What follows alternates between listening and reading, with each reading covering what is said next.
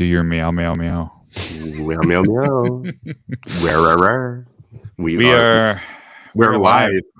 But we are still waiting on Tracker. He disappeared on me this morning and last night, so I don't know where he ran off to. We're trackerless, but hey, sometimes it happens. We just have to make do. Hey, everybody! How do you do a Did you make your Uncle Tracker song yet? No. Well, I need him to do it because I'm not Uncle Tracker. How does that song go? I don't even remember anymore. Follow me. Yeah, that was Follow me and everything is all right. Yeah.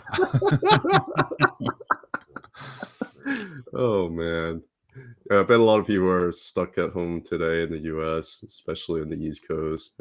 It's just been cold, freezing, snowing, and here we are. We're just gonna talk about stocks in the market and maybe some crypto. I think we got some economic data coming out at 8:30, so they're probably going to use that to manipulate either to the upside or downside.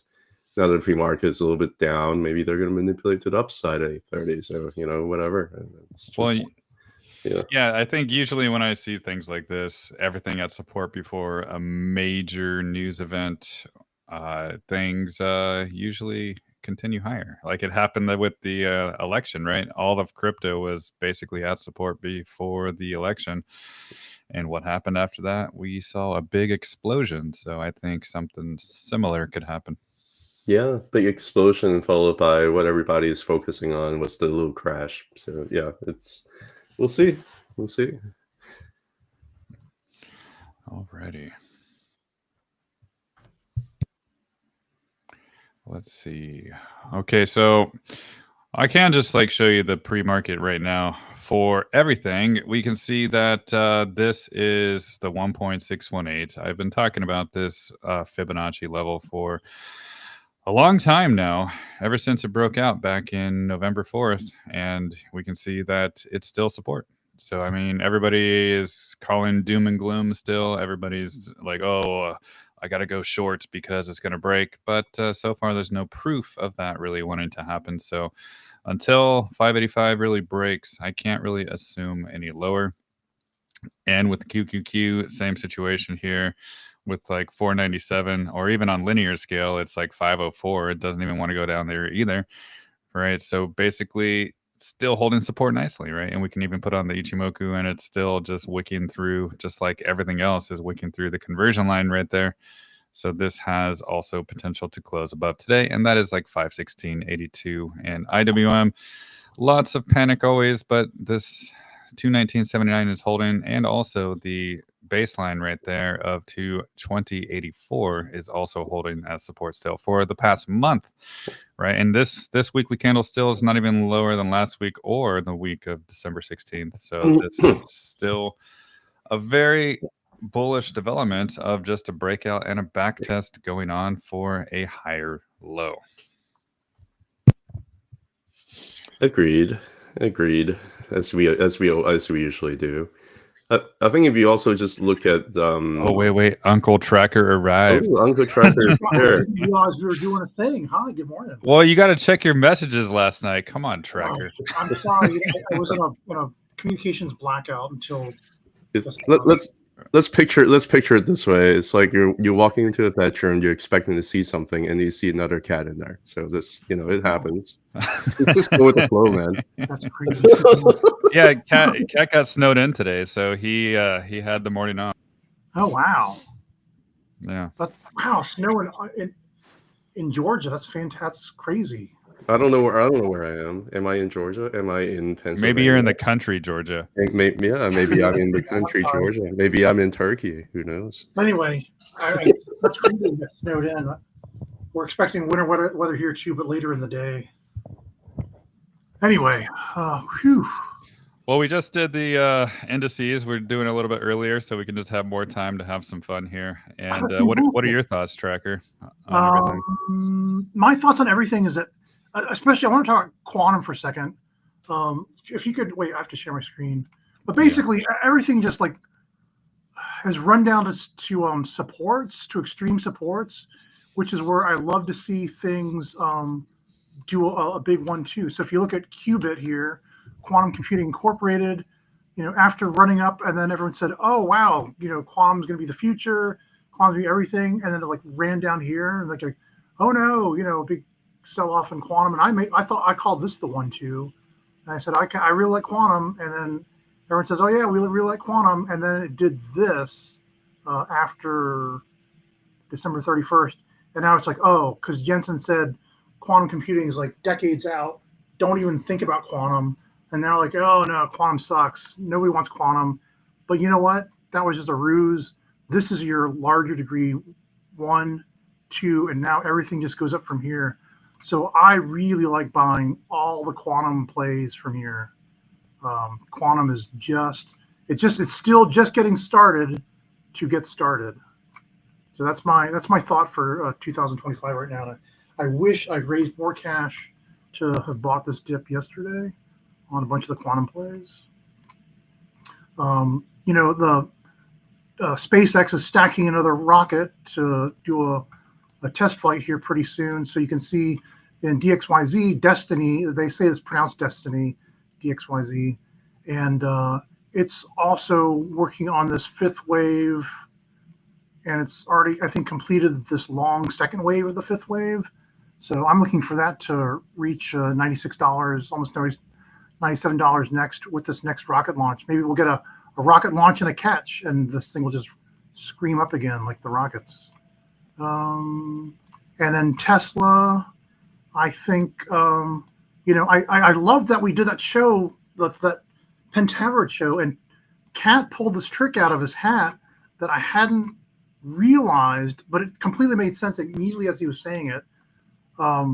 Just like Matt looks for this 786, when you have like a 100% retrace from 420 to 426 back to this previous low in Tesla of 372 whatever 373.04. Getting over the 786 of 415 will be critical to see Tesla break out again. And I think I'm looking for maybe today or Monday for price to just get that little hint over the 415.03, that it runs back to check liquidity. Maybe it'll do an extreme jump down here into this big sell order block on Monday, and then take off again. So that's what I'm looking for across the board. That's everything. I just did you a whole brain dump out of what's been my head this morning. There you go. There was your morning dump. That's my morning dump. You're welcome. Yeah, I can see it. Yeah. No, I actually more or less agree with you too. I think the quantum stocks it's always tough, right? Because they're low liquidity, but they look like they are changing the longer term technicals to the more bullish side. So a lot of people is like saying like, hey, it's down 40-50% in a day, it's over. Well, they've just also gone up like several thousand% like over the last however long, So exactly. Actually having with these kind of stocks, if you also look at like log scale, which I generally tend to do, they're actually not that bad. Just look right here on this weekly qubit chart. Between November and December, they've got these 5 weeks of big red bars where the institutions are just buying this thing right up, and then they stopped for a little bit, did another big buy. I guess other other institutions jumped in, and that's when it ran the price way up. And then they just disappeared for a week, 2 weeks, let retail drop it back down right to the top of their accumulation zone. And so now it's ready to bounce again when they turn on the faucet and start buying up the shares again. Yeah. I mean, there's also a ticker called QTUM. I think that's like the quantum ETF kind of thing. Oh, you look at that. Yeah, so I think it has a pretty even weighted. There's a lot of semiconductors on there, so it's being diluted with things that are a little bit safer, like Teradyne, Marvell, TSM, things like that. But the top holdings like QBTS, RGTI, those are like the top holdings. So you can see like it's still looking pretty decent, For sure. Yeah. I would say from here back to here. See, I even colored them like these magic lines. So here's the 76 in blue. So This thing might test all the way back down to as low as 71.94, maybe, or maybe it stays bullish and just texts to the weekly Ichimoku conversion line right here in blue, around 77, and then but once it can get back over 82.79, then it can start running again.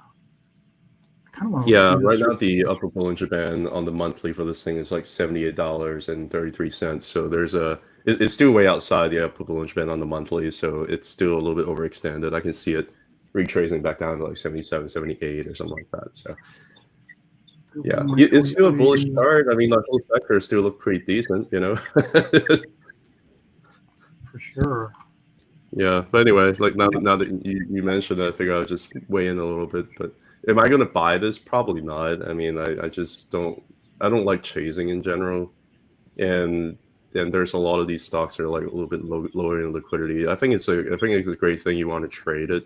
I can see it being like a good potential trade, but it's just a little bit too unpredictable for me in terms of the great volatility that it brings, and I just like to sleep well. So those are my thoughts. Hey, look at this QTUM. It went, here's my 1-2, and it went to 764, 382. Then it just kind of blew through. Here's sort of the 1382 100 right here, this hammer right here. And then it went to the 2382. And now we're in the ABC retrace. So, to my awesome, man. Yeah. So then let's flip this. Sorry, you can keep talking while I'm doing this. Or no, Matt's awfully quiet. I don't know, like he's like. No, I'm just looking at your stuff. Yeah. Looking at your stuff. And then ABC. So from here, 382, 236, 618. So it looks like it could possibly get another touch of the moving average, maybe like a dip into the moving average 75 here on the weekly chart. So yeah, maybe Quantum's going to need a little more time, unless I'm just wrong about this 1-2. See, I could go way back here and call that the wave start. Yeah, there's so many ways to look at it. That one fits perfectly though for this subwave. Maybe this is all of wave 3, 4. Yeah, let's do that. All right, I'm gonna clean it up, and then here's my wave start. Here's the wave 1 top right there, and the wave 2 bottom. And then so now this is going to go 764, 50%, on 150%. It might be the 123.6 right there, and then 223.6, or even man, that's tough. Let's see. If it held the 50%. Let's go to the 250. These are kind of funky and funny, but just make this a 250. You're funky. Oh, I know, funky and fresh. I think. Look. This one says that the bottom's already in. This one says, well, it shouldn't go to 100, but it could go just a little lower. I bet it does go to this conversion line here, which is currently at 77.24, and then takes off again. Right there. Yeah. 77.64. Yeah, Quantum's not done. It's just starting to get started. I think the level might be right, but I just think that the correction through time might be longer than most people. Like, I think after a big move like this, people need to like forget about it for 2 or 3 months before they would pop again. And that totally makes sense, because look, the theory of alternation says this wave 1-2 is very short. So this wave 4 is going to be a lot longer. Maybe it comes all the way. Maybe the baseline comes up and hits it right on top of this Ichimoku cloud right there. Yeah. And that's more like 74.83. Yeah. People need to forget about quantum first before it can go up, and they haven't forgotten. So. But, it's still a great, let's see, what was it, QUBT?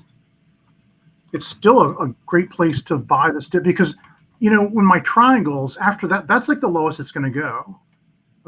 It'll probably do this, that, or maybe it'll even kind of be flatter. like this, but you won't get a lower price than that probably. And it'll go up here, but then people will forget about it, and then it goes down here again.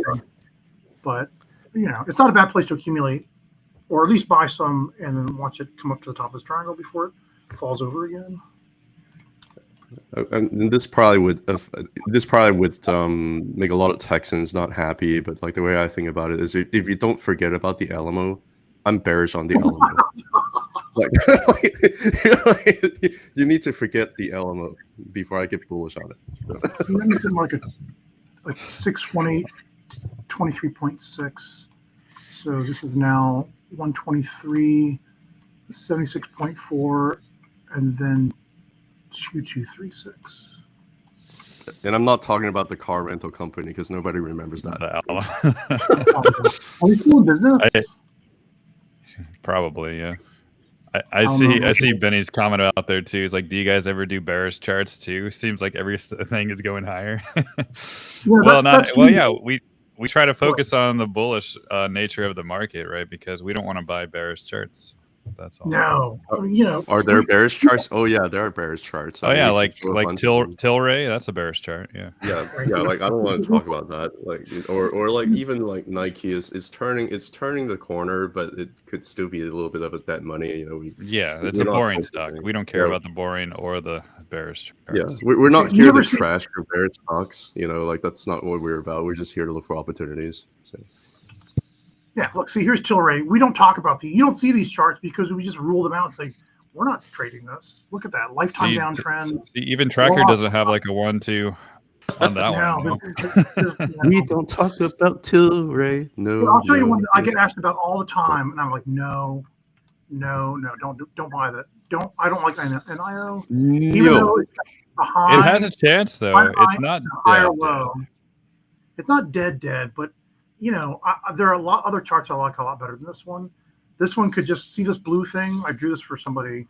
It's probably gonna go sideways for a lot longer before, if it ever picks up, it's gonna take a while before it can start to pick itself off again.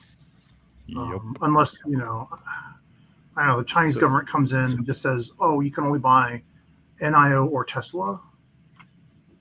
So I see. If you want me to show Nio, I'll show Nio. Oh, you're actually bullish on Nio, aren't you? No, I'm not bullish, but there are some things I'm seeing. I'm are just there like green shoots on Nio? Show me your Nio. Yeah, so that basically just unless the 20-month moving average, this is like the Bollinger Band, this is a monthly chart. Unless the Bollinger Band is being touched at the bottom, or unless the 20-month moving average is being flipped from resistance to support. And as long as it's negative sloping, I'm still a little bit worried about it. There are some signs though, right? Because it's no longer as negative sloping. It's starting to turn flat here a little bit. It's still going to be resistance. And there could very well be a pop from where it is right now all the way up to the 20-month moving average. And the people are going to ask us about Nio again. And if it can pop all the way from like $4 to $6, everybody's going to get super bullish. It's going to be right resistance again. And I think that's probably is going to happen because you got a big green candle over here. So far, you got like four, more or less like an inside, four inside candles to this candle over here. And it's been also on declining volume. So I can see a pop happening soon, especially if this turns out to be a higher low all the way to like 650 or something like that. Everybody's going to be super, super bullish on it. And then we're going to get asked about it. And then the answer is, I don't know, it's looking better, but it could still take some time, right? Because I would really like to see the 20-month moving average to kind of flatten out before I even do anything about it. The same exact thing is talking about BABA, right? Like a lot of people got really bullish on January 2023, but the 20-month moving average is still very negative sloping, right? Like it takes time. Look at how long it took Alibaba to flip the 20-month moving average from like negative sloping to positive sloping. It took like 2 years after it touched it, right? So I don't know, like Nio could very well have one of those God candles if it wants to, just kind of push all the way up and just change the trend. This happened with JD, right? This happened in JD. It was negative sloping. Next thing you know, September 2024, like never mind, and next thing you know, it just flip it from like negative sloping to positive sloping, not a support, right? These things don't happen very often. Jobs data just came out and IWM is tanking. Oh no. Okay, whatever. They just like to keep doing this kind of stuff. Yeah. But if you look at even IWM, yeah, it's just right at support. It's not anything. So if you put up the monthly Ichimoku, it's still kind of right around support, right? We've been looking at this monthly conversion line here. Currently is 218.75, and free market may be a little bit tanking. I don't even know what the numbers. I bet the job numbers are fine. I do have to say that the VIX is shooting up right now. It's getting a Morobotsu candle right at this moment. Well, I mean, it's just the initial knee-jerk reaction, you know, and Kat loves the knee-jerk reactions. Look at how well the support's holding right now. Like even pre-market. You know, and it's still not even lower than last week's candle, guys. Yeah. Like the pre-market. Just relax. Yeah, you can't make this up. Like, look at how well it's holding right now. So anyway, yeah. IWM is king as far as I'm concerned in terms of the market sentiment. But I'm going to pass it back to you guys. Matt, take over, or Tracker take over. Well, go ahead. Yeah, let's just look here. So pre-market is down 331. We can see that last week's low, guys, if we forget, was 217.85, and pre-market it's 218.37. So still not as bad as last week. Yeah. Well, it's just pre-market, right? It still has a chance to recover. I don't even know what the jobs data was. I don't even have. It's all made up anyway.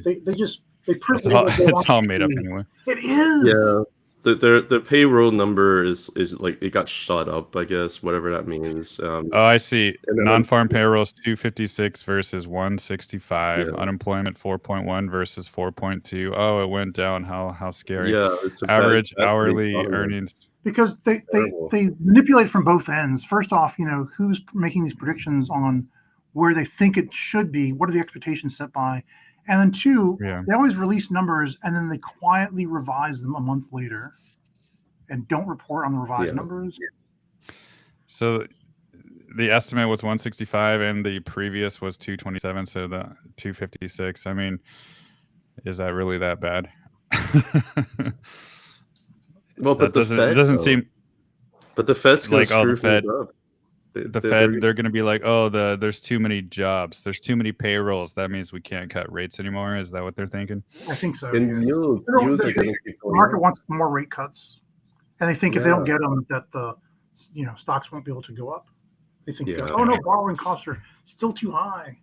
But you know what? Maybe instead of borrowing costs, they just invest in Bitcoin and they raise more capital that way. You ever think about that? Yeah, everybody's looking at 10-year right now, and they're all freaked out because the 10-year just keeps on going higher. It's still a lower high compared to like the all-time high. The 2-year has been making lower high here. Actually, the long duration is strong. The short duration is weak. Is actually a good sign that the economy is becoming more and more healthier. So I don't know. It's just the VIX is shooting up, but it's not really shooting up all that high. I don't know, man. I mean, this stuff just like whatever.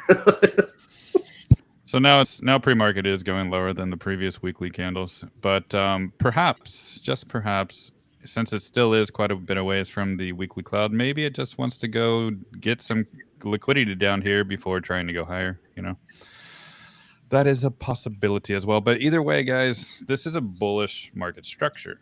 This, like, no matter which way you look at it, it's a bullish market structure, and there's nothing bearish about this chart at all. Right, the weekly chart is still looking fine, even with the SPY. Now it is going below that 585, but it's done it before too. So we're going to look at the weekly candle close today just to see how things close. So the goal is still to try to close above the 585 for the SPY, 585.38. And let's look at Tesla pre-market. Oh, 388, 387. Oh no, this life is over. But no, it's not, right? We can see that the 886, 378, it hit last week. It's still not down there this week. So the possibility to get there is there, right? To double tap it, back test it, whatever. Even if we look in the daily chart, we can see that maybe price wants to cool off a bit until the 50-day moving average catches up to price as well. For Tesla, we can see that it's still pretty far away from the daily cloud even as well too. So this is not a bearish chart at all. either, right? Things just cool off for some time before going higher, and that's just a normal process of all markets. All markets do that. So I think the only people that are worried about it are the ones that were chasing the stocks at the highs, right? But if you were buying when everybody else, or when we were all buying down here in 200s, the 100s, I think everything is fine, right? It's all about not chasing, and that's what a lot of people are doing with the quantum stocks, like you were talking about, which is risky, right? If you want to play that game, that's fine, but it is a risky game to play.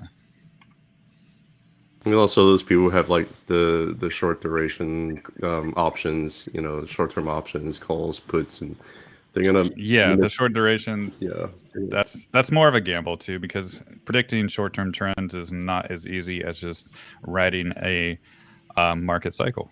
Yeah, because you can be ultimately right, but you can be very wrong in the short term. Like that's just how they want to get you. Yeah, and the DXY is 110. I see. Right here. So yeah, it actually broke above the 618. I thought for sure maybe that would get rejected, but it just kept going higher. But this is still, these are called fib retrace levels, right? And it's still just retracing the previous high. So this is usually for a lot of stocks, a lot of everything, this zone right here is a big rejection zone. So it doesn't really have too much room to go higher, in my opinion. Yeah, you never really care about it DXY anyway, though. It's so close to 76 now. It wants to test it before it can push it down. Yeah, it might want to test it before pushing it down, but I mean things are fine, right? Even Tesla's back to 391. The only thing that's taken kind of a bigger hit is Bitcoin, but Bitcoin, there's really no change from yesterday.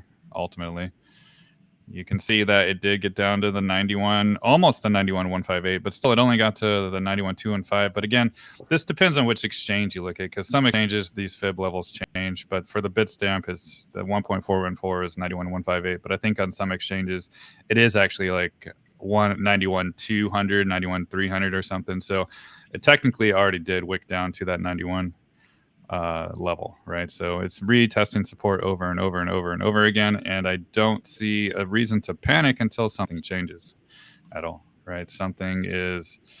It's just people get too excited when it's up here and they get too bearish when it's down here. This is like human psychology, and if you just do the opposite of how you feel most of the time, you'll do well. That is true. If you get really happy on a green day about your position, that's when it's time to people. A lot of people, they place their orders based on how they feel, right? Oh, the market's green, it feels great, I'm going to buy more, right? But that's usually the wrong thing to do. And if you feel terrible down here at support, that's usually the time to want to buy, right? So we'll see what ends up happening. But so far, I'm not going to assume lower until this number actually breaks. If there's ever like a weekly candle close below it, then I'm like, okay, maybe it just wants to retest lower levels. But until then, it's fine, right? And even if it does retest lower levels, it's still fine, because this is a super bullish chart for the future, and there's nothing that's going to change my mind about that until like if there's like a huge 50% correction, then maybe I would change my mind. But until then, this is just normal, right? I mean, also take into consideration that they pumped Bitcoin all the way to 95,000 pre-market, so they can dump it back to 93,000. Yeah, they did that exactly. And same with Tesla, they pumped it up to 400 yesterday just so they can dump it right back down to support too. And for IWM and all that stuff too. And nothing has really ultimately changed at all. XRP as well, still holding support. Yeah. Just on SPY is almost back to 585 again. So really watching that level. I think regardless of what you're seeing, things are really still in a support zone. They really are. Yep. That VIX candle that shot up has fallen back down, and we did not make a new higher high than last week. So that's still looking good too. Yeah. On the weekly. How's XRP holding up? Well, I mean, it was $2 last week, right? So it's got relative strength. Like on crypto, there are a few that has relative strength. XRP is one of them. XLM also is one of them. And I think H like bars too. Shui, whatever, SUI also was like one of those that had relative strength. Yeah, I think at these points it's more like looking at what has relative strength, and so whenever correction is over, what's going to probably break out next. Well, It's yeah. not Solana, that's for sure. No, it's not Solana right now. Yeah. But like, look at this Ichimoku cloud on the daily. It's basically the only crypto besides I think Sui that hasn't touched the daily cloud yet since it really broke out. It's pretty incredible how strong this coin is right now. So Yeah. for When I anybody like worried when I about get- it, like Yeah. it was just in the beginning of the year, it was down below around $2, and now Bitcoin's down to 93 and it's still holding 225. It's still holding basically this 886 zone. Like this is super, super, super bullish for XRP. And I think it's just a matter of days, if not weeks, that it really is going to start to just go higher. I don't really see much of a risk. I mean, maybe it's waiting to touch the cloud somewhere around here, right? But I think it's just a matter of days, if not weeks, until it tries to break the previous highs. So we'll see. Yeah, I've got just to let you guys know, if it does break higher, my XRP chart, my prediction is it tops out at 469 for this wave 3 up, tests back down to 343 before it then goes on to 879. So look for that. It's going to hit that halfway point, sort of around just under $4.70 maybe. And then that's where it'll have to build the next base before it moves higher to that next bigger target level that Matt and I are looking for. Yeah. I wanna hear Kat's thoughts on Palantir. Sure. Yeah, I can talk a little bit about it. Yeah, this is a monthly chart of Palantir. I've always had this thought that because it was just way outside the upper Bollinger Band here, that either it was going to correct through time or correct through price. I wasn't sure what it was going to do, but it's just a little bit overextended. Like even for like Bitcoin, or wherever you see something that's parabolic and it's way outside the upper Bollinger Band here on the monthly, like you end up having to touch it at some point, right? Like you just can't keep on going parabolically. Right now, the upper Bollinger Band is located at $66.77, and pre-market right now is $66.12. So we did end up touching it on Wednesday, and I thought that that's what they have really just wanted to do all this time. And also just looking at daily Bollinger Band too, it did have a doji candle. It did show that there was demand. It was touching at the low Bollinger Band here too. So I thought that there was a potential chance where this could have been a reverse candle, but obviously pre-market right now is not very cooperative right now. So the Bollinger Band could very well expand, and that could very well be where price is located. So we'll see. Maybe we end up having, and this is all purely speculation because I don't really know what the daily is going to do, and it can keep on doing a lot more, evil, sinister things. I don't know, but it could very well end up being like a tri-star or something like that. Like 1, 2, 3, and the next thing just kind of reverse. I don't know exactly, and I think it's okay to not know, because I'm not really here to try to tell you exactly what's going to happen. I'm just here basically trying to look at trend. And it's still bullish. Like it basically just broke out about this level here around 66, and then it got rejected up here around 84, 85, and it just come back down to backtest this level breakout, So if you overall just look at this chart, you zoom out, this thing has these kind of things that happen over and over again. It was just happening a lot more often, like in mid to late 2023, all the way to early 2024 before it broke out. This hasn't happened again for a very long time. And now it's happening again. If you get scared, like for a stock like Palantir, you can go up and down 20% a week, and there's nothing wrong with it in terms of the trend, right? Like look at the higher time frame, look at the Bollinger Band. Like how can you be bearish on this stock long term, right? Am I adding here? Probably not. I mean, I already added down here. I'm going to keep riding the train up, right? The only thing too is if you're also looking at these kinds of volatility, if you're wondering whether or not something like this has happened before, even for a parabolic bull trend like Bitcoin, yeah, you can have candles that are way outside the upper Bollinger Band, on the way up, right? And then next thing you know, you get punished sideways. Like, can you imagine how scary this doji candle was, right? It went all the way up to like 1200, it came all the way down to like 750.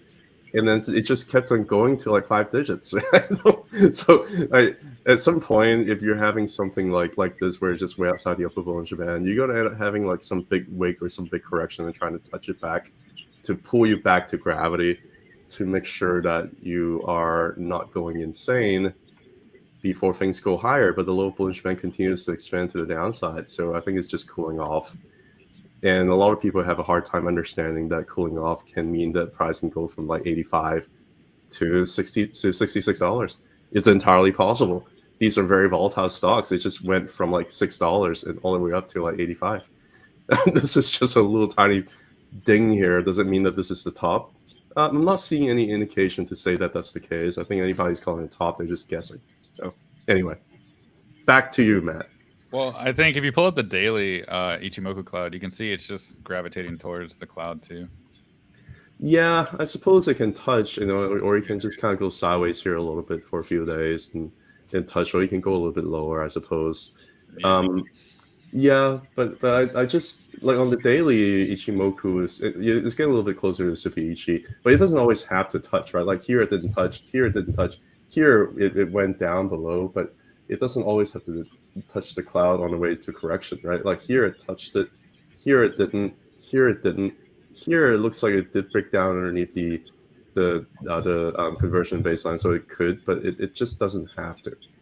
It's like the daily Ichimoku cloud. I find that to be useful, but not always. Like it's not always greatly predictive. So no, that is very true. Yeah. But anyway, yeah. Back to you guys. All right. So I see a request for Nvidia there, and people are worried about Nvidia. So let's pull up a chart. Using my chart here, all that happened this week, or even this week still, yeah, yesterday was a holiday, it just went up to the 152.38 and got rejected again. So it's just still in a range, really. If you look basically at this chart, nothing has changed. Let's look at the weekly chart, sorry, not the monthly. Nothing has changed, right? It still is kind of like in the same range as last week. It's nowhere, it's not even down to last week's low, right? It's just still in the same range. You can look at the daily cloud as well. It's just going maybe back down towards the bottom of the daily cloud. So that's a possibility, maybe 134. But the trend is fine still, right? It's just got rejected again at the previous all-time high, which is normal.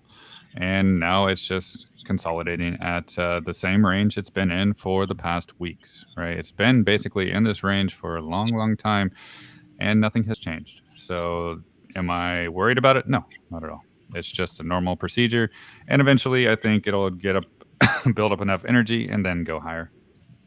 And if you want to know how much higher, I can show you my Nvidia chart, which has not changed for weeks and weeks and weeks. It's been the same chart. I'm still looking for a target of 182.63 next. Once we get out of, you can see that this wave 2 was pretty short, so this wave 4 is taking longer. But once we get out of it, 182.63 is my next target above, with a test back to probably 162.19. Yeah, I don't think it's going to go lower. In fact, this could extend to 195.27, but I'm just looking for 182 right now.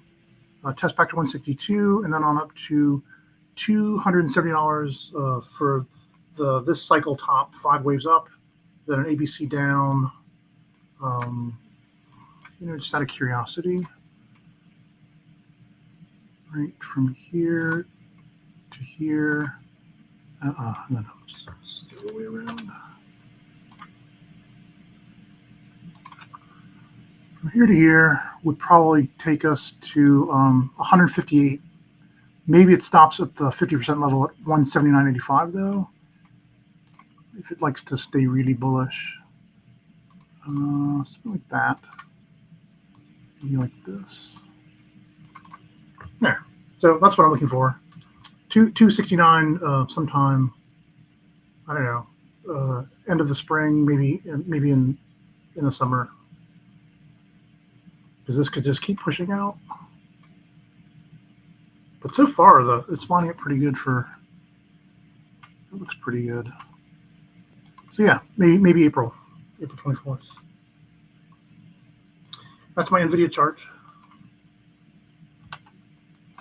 Anyone who hasn't watched that Jensen do his keynote speech at the CES the other day, watch that thing. It's incredible, all the stuff he talks about. There have been many. I think I reposted a little clip show of like, here's the highlights. Those highlights are pretty fun.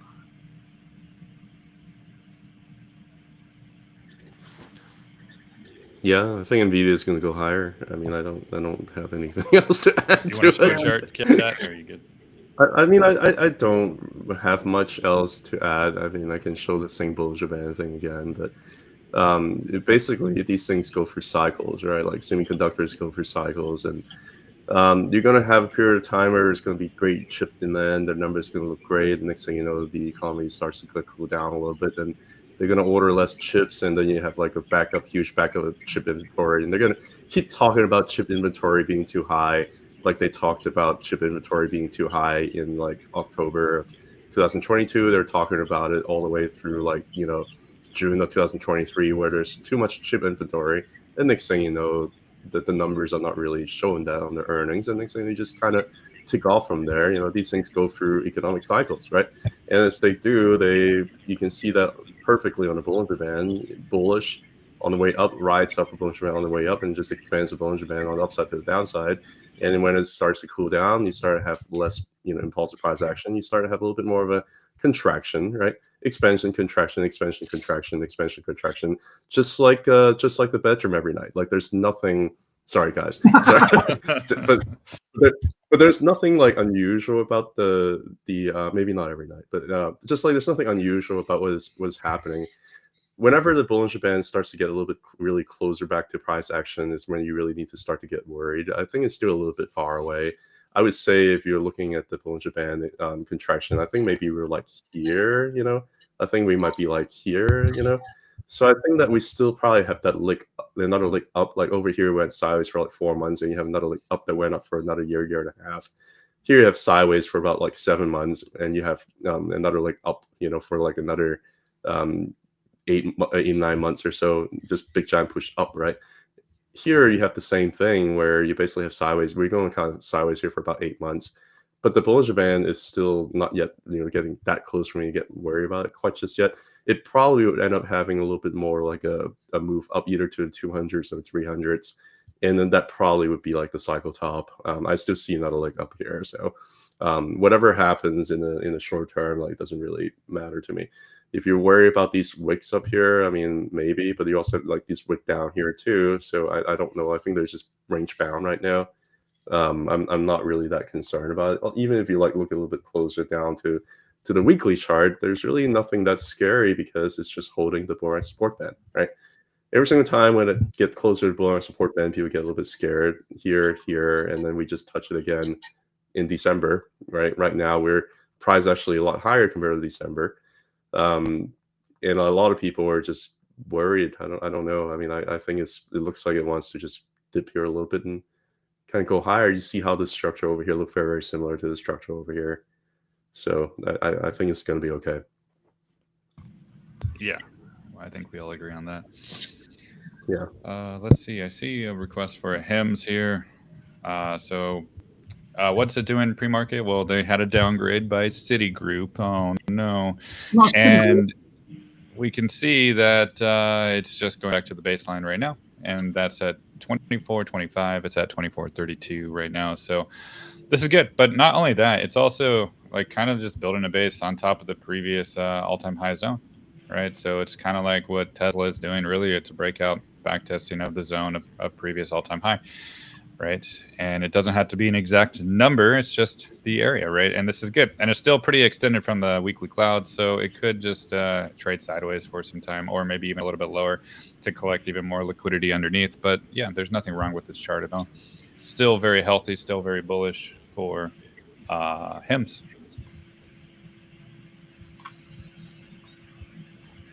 Yep.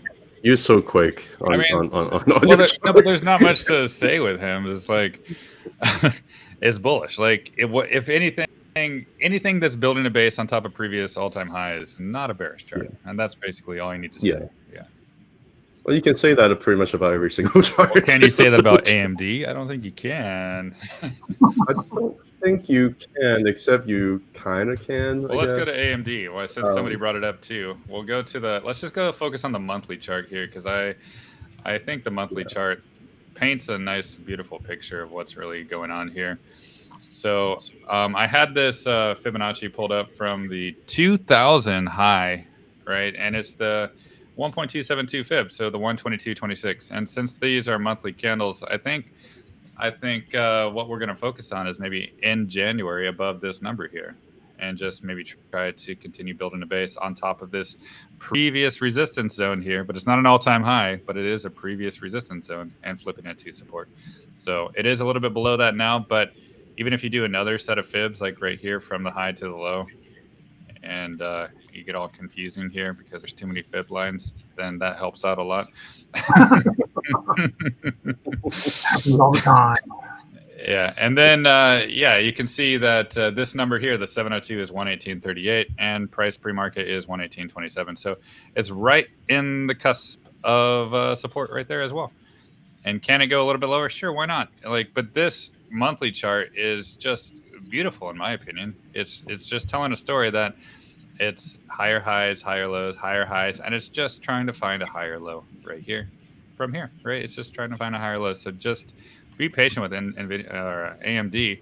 And I think after it got rejected here, it just needed time to cool off, and eventually it will get more and more bullish. So I think 2025 will be a good year, but it's just in the bottoming process for its higher low right now. Yeah, it's still back testing the breakout zone from June 2023. That's what it is. I mean, it can always break down underneath below that a little bit, but it's just basically doing its back test. And it's also on the entire year of 2024 is been on declining volume while the stock went down. So the lower it goes, I think the higher the risk reward ratio is to skew to the reward side. The exact level may not matter to me as much. I think this is like sacrilegious amount like trackers right here, but the exact level to me may not matter that much. The trend matters more, the volume matters more. It just looks like the selling pressure is just declining about a month, and it's been going on for like 11 or 12 months now. So yeah, and also there is this 200-week moving average right below it, 114.71, just in case it needs to get there. So don't count that out, but this is all the same zone. It like 120, 125, 118, 114. It doesn't matter. It's all the same zone, and it's just trying to find a higher low.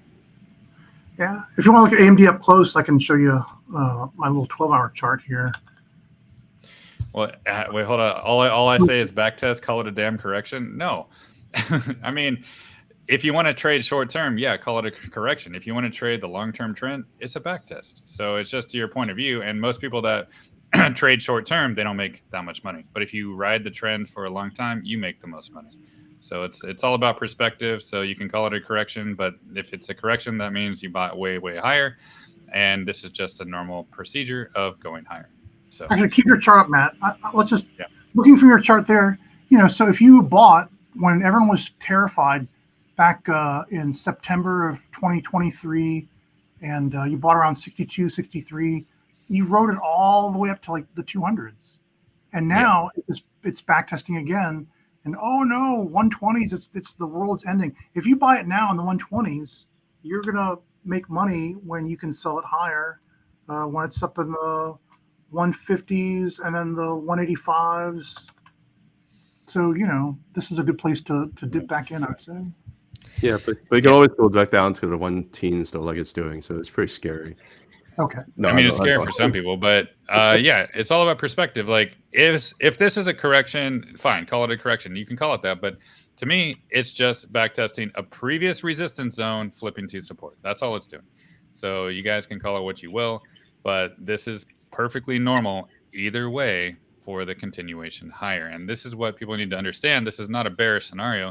This is very bullish. All right, let me show my little tiny AMD chart here, just up real close again. And we're just using the cat on the map fib magic. So I pulled this set of fibs from the low right here at 115.94 to this high up here of 131.78. And you can see what happens is After, on my 12-hour chart, it rejected my moving average 75, my magic MA 75.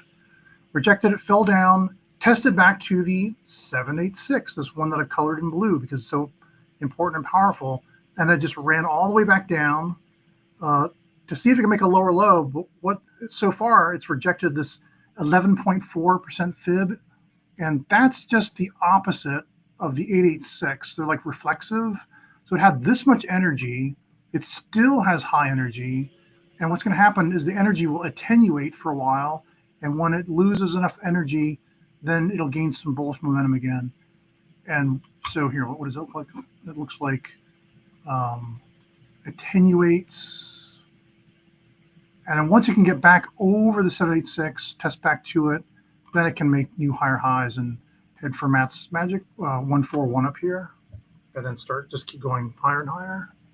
So just watch for the AMD energy to start to attenuate. If it makes a new lower low, that's a different story. But as long as it stays above 117.75 now, I think there's a good chance it'll, get rejected by the 786 again, and then hang out underneath. That's all I wanted to show you on that.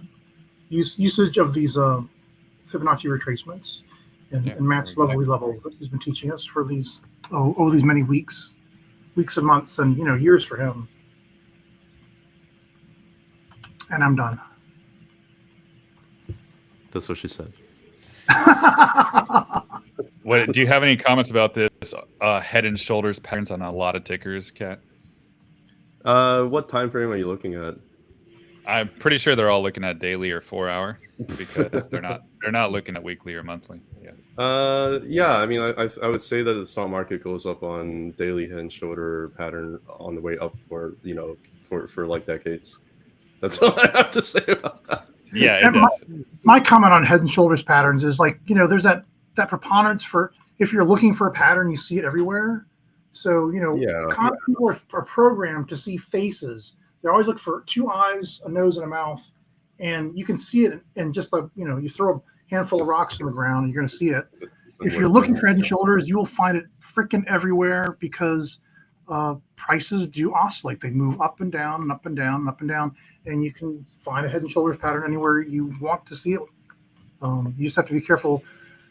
Only learn to recognize when it's a real head and shoulders pattern, like when you can't avoid it. Like I could see a head and shoulders in this, but there's it didn't really do the thing on a 1 hour, on a higher time frame. Yeah. The worst is when people draw a head and shoulder pattern on diagonal on something that's on the way up. That's the worst. Like if you're gonna draw it, at least draw it on horizontal, because if you draw it on vertical, that's like just saying like these are bumps on the way up. Like that's absolutely horrible. Whoever draws something like that, I just like I don't believe you anymore. but the market goes up on these like head and shoulder looking thing. Like it just does. I don't know how else to say it. Like all of this thing on the way up with correction, they're all going to look like head and shoulder at some point. They're all going to look like double top at some point before they break out. So I'm just kind of looking through, like you have all these like potential head and shoulder pattern that worked out, all these that hasn't. I mean, like, I don't know. I also see a lot of head and shoulder patterns that did not work out, right? I mean, look at Nvidia, even on a higher time frame. I remember this head and shoulder pattern that everybody was talking about, and I was like, I think it's going to be a head and shoulder continuation pattern on Nvidia. Like this thing right here, I would call it like head and shoulder and arm and wrist and hand on the way up again. Like that's what I called it, right? I remember that. I remember like Palantir, like a lot of people are looking at this like head and shoulder over here as a head and shoulder continuation pattern. I called it. The reason why I call it is because if you look at the lower support bands on the way up, right, you have a moving average that is very, very strong. It looks like it wants to push price up higher, right? Same thing with Nvidia. You had not Nvidia / Nvidia. Same for Nvidia. You were having the rising 20-week, lower support band. It looks like it just wants to push price up higher. A lot of people probably got scared after it dropped back down. That's what they do to you, right? Another coin that I remember people talking about head and shoulder was Jasmy. Let me see. Yeah, a lot of people talking about Jasmy here too. Yeah, it had a head and shoulder pattern here, and I was calling it a head and shoulder continuation pattern because it was just basically backtesting the cloud. and it's like a head and shoulder continuation pattern. So yeah, whatever, man. Listen, all right, so stay right where you are. So head and shoulders, they're very subjective. It's easy to see them anywhere. What's not subjective is if you measure things using the fib retracement tool. So why don't you, right there on that Jasmine, pull a fib retracement from the head of that head and shoulders thing back to the bottom, that an identifiable recent bottom.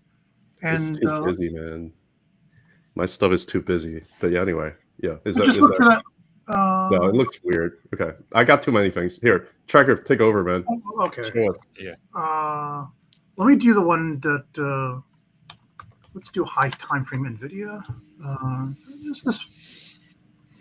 Let's do it over here because this is going to have nothing. Yeah, there we go. Oh, I did use this before. Let's get rid of that. Okay, so for example, just pull your retracement from.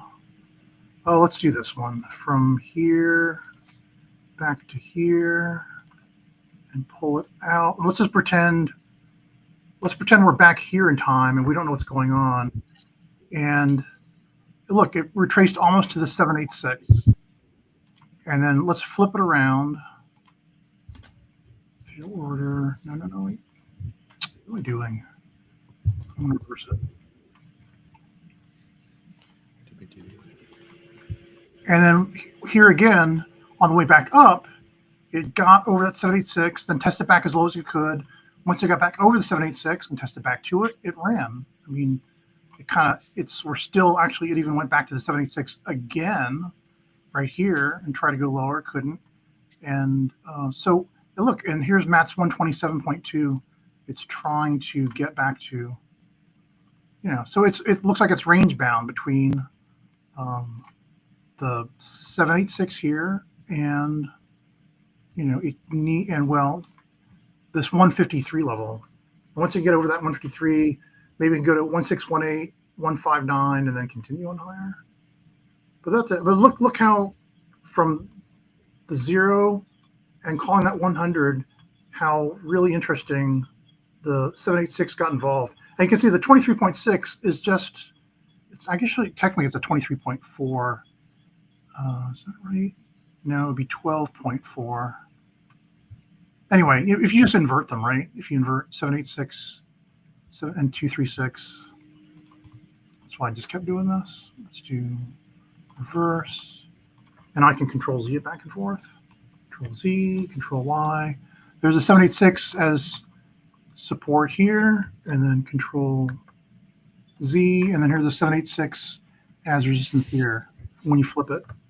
So don't look for head and shoulders, look for retracement fibs. That's my suggestion. Fair enough. And with that, I got to jump on my private live stream, guys. So I would love to continue, but I cannot. Oh, you tired? Well, no, I got to jump on. I got to do my private live stream with my Patreon for tier 4. Fair. Well, thanks for having me, man. I'm sure you're going to jump on a live stream pretty soon today too, though, Kat. I don't know about that. We'll see. Is he? I want in if you do. Okay. Well, yeah. You guys can just continue on yours, Tracker. Okay. Competing live streams. No, so go for it. All right, guys. Well, with that said, I'll see you later. See you Monday. Yeah. All right. Sounds great. Kat, I am going to look for an invite for me. I'm going to make a show and invite you in. Okay. Did you already have plans? I didn't want to ruin your plans, though. Let me check my work stuff, and I'll get back to you. Okay. We'll text in our cat chat. Yep. All Sounds right. good. Good luck, everybody.